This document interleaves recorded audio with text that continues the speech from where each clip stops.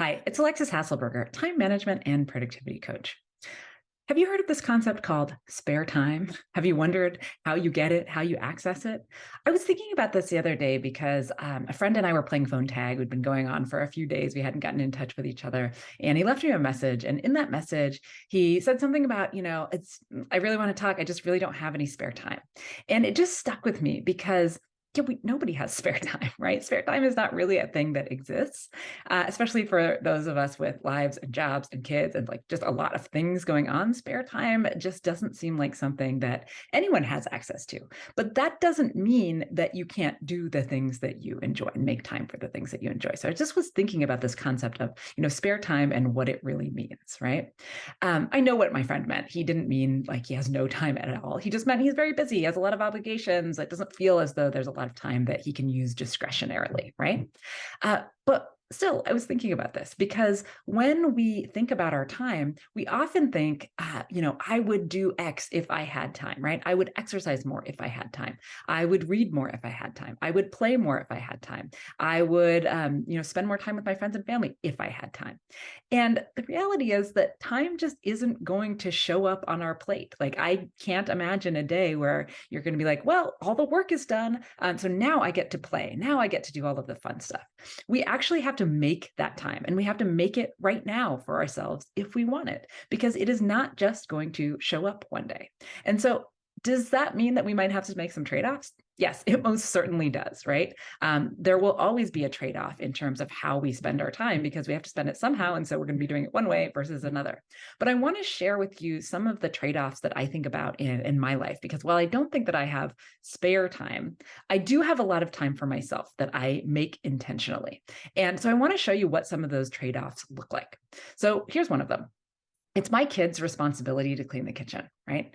The cleanliness of my kitchen is rarely up to my own standards, right? Because I'm not the one cleaning it. But because they are responsible for cleaning the kitchen, I get to watch TV and crochet in the evenings and things and read and hang out with my family instead of having that super spotless kitchen. Like, that's the choice that I am making.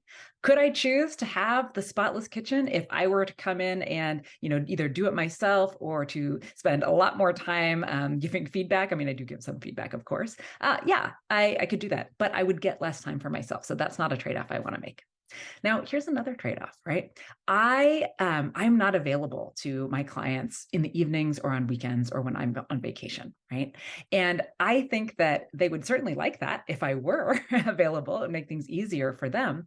But I would be giving up the value that I get from disconnecting from work on the evenings and on weekends. And I think there's a lot of value in that, not only for my mental health, but also, for my productivity.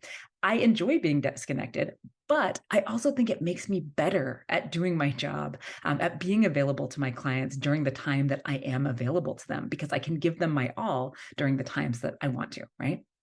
And then, there's things that come up around volunteering at school. A lot of us have volunteer gigs. I mean, I am on the board of a nonprofit. So I certainly do some volunteering. Of course, I volunteer in my kids' school from time to time, but I don't volunteer every single time I get asked. And let me tell you, with two kids at two different schools, like, I get asked a lot. I get asked a lot to volunteer. And I could feel bad about the fact that I don't do it every time I'm asked, but I don't, because that's a trade-off I'm making. I do some amount of volunteering, an amount that makes me feel good, but I'm not going to say yes all of the time, because if I did so, it would be at the expense of time that is personal to me, time for reading and cooking and crocheting and, hanging out with my family. So these are the trade-offs that I make. So it's not that I have spare time.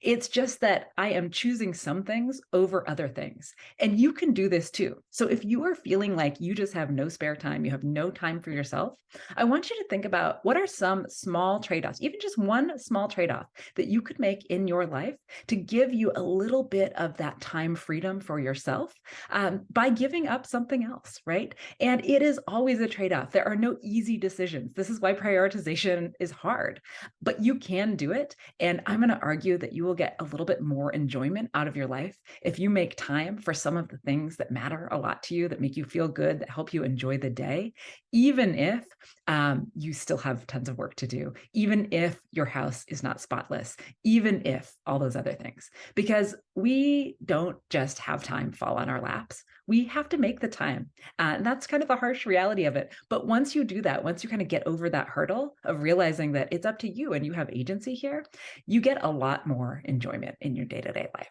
And that's what I want for you. I want you to use your time in a way that feels really good to you.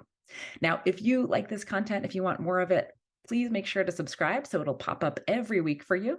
Until next time, let me know in the comments what you've decided to make a trade off for. What are you going to make time for in your life at the expense of something else? Hey guys, video editor here. I just want to quickly say that only about 24% of the people that watch our videos are subscribed. So if you could go and hit that subscribe button, it would help the channel a lot.